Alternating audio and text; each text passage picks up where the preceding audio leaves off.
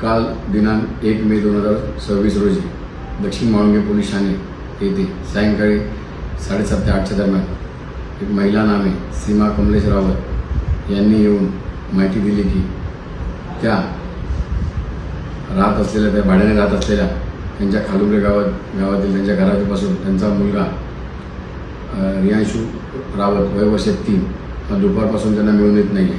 सदर मुलगा त्यांच्या संपर्कात नाही आहे.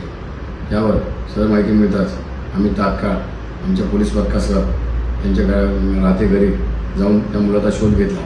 सदरचा मुलगा जर त्या परिसरात आम्हाला मिळून आला नाही.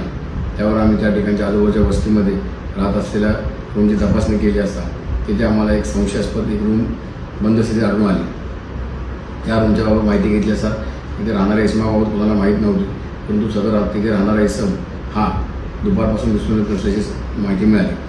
संशयास्पद बाब असल्याने आम्ही तात्काळ सदर रूमचा टाळा ब्रेक करून त्या रूमची तपासणी केली असता त्यामध्ये आम्हाला काही ब्लड स्टेन दिसून आले आणि एक ब्रीफकेस संशयास्पद बंद स्थितीत आढळले. त्या महिलेसमक्ष आम्ही त्या ब्रीफकेस उघडली असता तिथे त्यामध्ये तिच्या मुलाचा मृतदेह आढळून आला.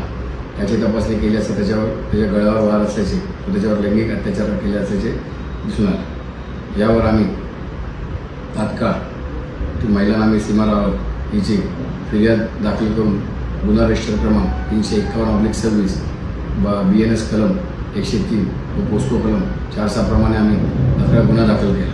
सदरचा गुन्हा हा गंभीर, निर्गुण व संवेदनशील असल्याने सदरचा गुन्हा तात्काळ उघडकीस आणण्याबाबत आमचे माननीय पोलीस आयुक्त पिंपरी चिंचवड ही चौबे सर व आमचे सर्व वरिष्ठ तसेच आमचे पोलीस उपायुक्त Khedkar madam ACP Kadam sir यांनी आम्हाला मार्गदर्शन केले व गुन्हा उघडकीस आणण्याबाबत सूचना दिल्या.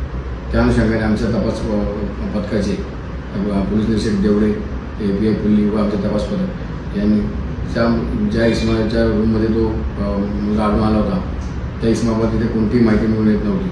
तो इसम हा 15 दिवसापूर्वीच आल्याचे माहिती मिळाली. त्यावर त्यांनी सखोल चौकशी करता त्याचे नाव सत्यम कुमार व तो बिहार राज्यातील असल्याची माहिती मिळाली. तर अथक परिश्रम करून आमच्या पथकाने तेथील CCTV तपासून तांत्रिक विश्लेषण करून सदरचा इसम हा आज रोजी बिहार राज्यात पळून जात असल्याची व तो पुन्हा स्टेशनात इथे असल्याची माहिती मिळवली.